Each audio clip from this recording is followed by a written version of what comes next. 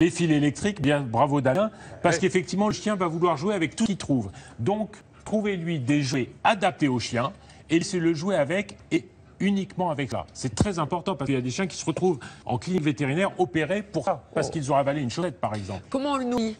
Alors, la nourriture, pour les chiots, c'est au moins 3 fois par jour. Et le plus important, c'est qu'ils ne sont pas nourris en même temps que le maître. Vous voyez là, ce petit chien là que vous connaissez, Sophie, c'est un loulou Poméranie de 2 mois et demi. Elle s'appelle Joy, c'est une toute petite chienne. Cette petite chienne, on l'a tout le temps sur nous, quasiment à la hauteur de notre assiette lorsqu'on mange. Eh bien, cette petite chienne, au moment du repas, elle doit être posée par terre. Elle doit être à l'écart du maître qui mange. C'est très important parce que sinon, vous avez un chien qui devient mendiant, qui braille à table pour avoir à manger. Et ça, c'est vraiment insupportable. Donc moi, je veux que Joy soit séparée de sa maîtresse lorsque sa maîtresse mange. Un mendiant de l'amour. Oui, un mendiant d'amour. Est-ce qu'il peut dormir dans l'autre lit? Est-ce qu'il faut le prendre quand il est tout petit comme ça? La mienne a dormi sur l'oreiller. Oh, ben ça, c'est une bonne nouvelle, ça. Parce que les chiens, effectivement, lorsqu'ils sont chiots, vous les avez tous vus chiots, ils dorment les uns sur les autres. Ils sont toujours réunis les uns avec les autres. Et du coup, ils ont besoin de ce confort-là. Donc, quand ils dorment, ils ont envie d'être avec les maîtres. Et comme ils ont envie d'être avec les maîtres, eh bien, au début, ce qu'on fait, c'est qu'on met le panier tout près du lit. Mais pas forcément sur votre oreille, Sophie, mais juste tout près.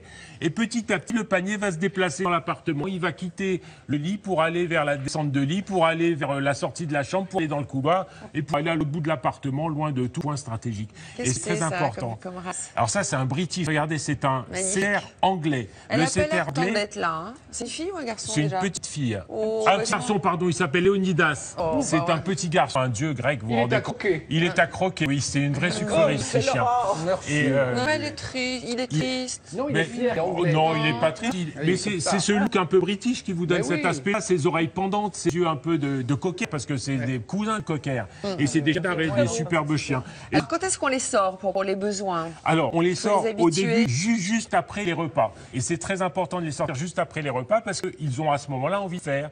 Et surtout, lorsqu'on les sort, on ne les amène pas jouer tout de suite. On les laisse faire. Tant qu'ils n'ont pas fait leurs besoins, on ne joue pas avec eux. Sinon, on va les distraire et ils vont oublier qu'ils ont besoin de faire quelque chose. Tout simplement. En général, ils ont du mal à marcher avec une laisse. Est-ce qu'il faut leur imposer tout petit? Alors là, c'est très important de leur imposer très jeune à marcher à la laisse. Et concernant ce Malinois, vous savez que Diesel, auquel on a rendu hommage, ce chien de 7 ans décédé dans l'attaque de l'appartement de Saint-Denis, eh bien, c'était un chien de ce type-là, un chien malinois. Alors ce chien malinois, son maître l'éduque à la recherche d'explosifs. C'est un chien qui va permettre à Didier de partir à l'autre bout du monde faire du kayak en sécurité parce que l'avion n'aura pas été piégé par des explosifs. Ce chien-là va contribuer à la sécurité des vols d'avion et c'est très important que ces chiens, évidemment, marchent en laisse, évidemment, écoutent leur maître, évidemment, répondent à toutes les sollicitations. Et c'est des chiens vraiment hyper éducables. Je dirais que le Malinois est un des chiens les plus éducables de tous les chiens. Est-ce que tout petit, il faut les habituer à rester seuls ou est-ce qu'un petit chiot ne se laisse pas tout seul? Alors, on les laisse seuls, c'est très important de les laisser seuls et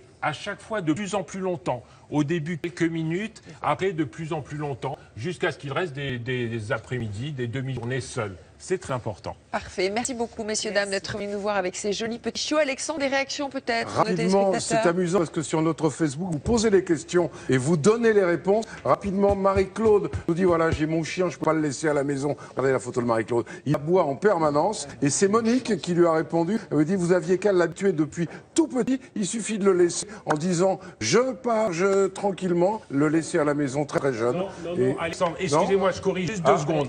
Il n'est pas question de signifier au chien qu'on s'en va, ni même quand on revient de lui faire la fête. Sinon, on génère une anxiété de séparation. Donc, on ne dit surtout pas à son chien qu'on s'en va. On claque la porte, on s'en va sans même lui dire quoi que ce soit. Et ben alors, Monique, vous remercie pour votre réponse. Et alors, il y a la grève de la musique ce matin? Vous voulez un petit peu de musique de mode? On a entendu les notes encore. Alors, atelier couture, la jupe zippée en suivre. C'est tendance. C'est très tendance. Alors d'habitude, on dit la jupe